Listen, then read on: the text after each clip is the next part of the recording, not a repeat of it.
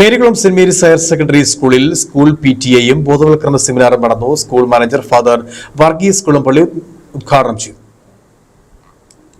വിദ്യാഭ്യാസ രംഗത്ത് പുത്തൻ ഉണർവ് നൽകുന്ന ഹൈറേഞ്ചിലെ മികച്ച സ്കൂളാണ് മേരികുളം ഹൈസ്കൂൾ. പാഠ്യരംഗത്തും പാഠ്യേതര രംഗത്തും മികവ് പുലർത്തുന്ന സരസ്വതി ക്ഷേത്രം വിജയക്കൊടിമുടി കയറി ജൈത്രയാത്ര തുടരുകയാണ്. ഹൈറേഞ്ചിലെ തന്നെ ഏറ്റവും അധികം കുട്ടികൾ പഠിക്കുന്ന സ്കൂളുകളിൽ ഒന്നാണ് മേരികുളം സെന്റ് മേരീസ് സ്കൂൾ. കഴിഞ്ഞ അധ്യയന വർഷം 10ാം ക്ലാസ്സിലെ ഹയർ സെക്കൻഡറി വിഭാഗത്തിലും മികച്ച വിജയമാണ് സ്കൂൾ കരസ്ഥമാക്കിയത്. സ്കൂളിന്റെ ഈ വർഷത്തെ PTA യോഗം വിപുലമായ രീതിയിലാണ് സംഘടിപ്പിച്ചത്. യോഗം school manager father Varghese Kulampalli ഉദ്ഘാടനം ചെയ്തു.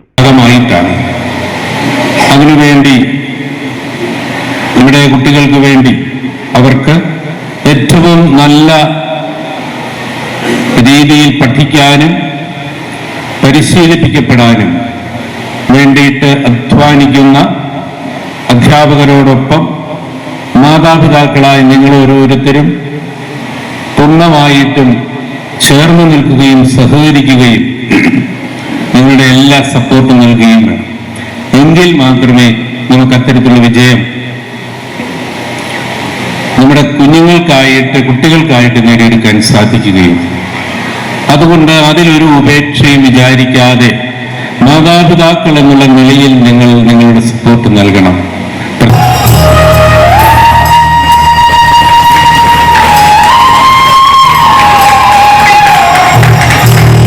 മികച്ച വിജയം നേടിയ കുട്ടികൾക്ക് ക്യാഷ് അവാർഡും മൊമെന്റോയും യോഗത്തിൽ വെച്ച് നൽകി.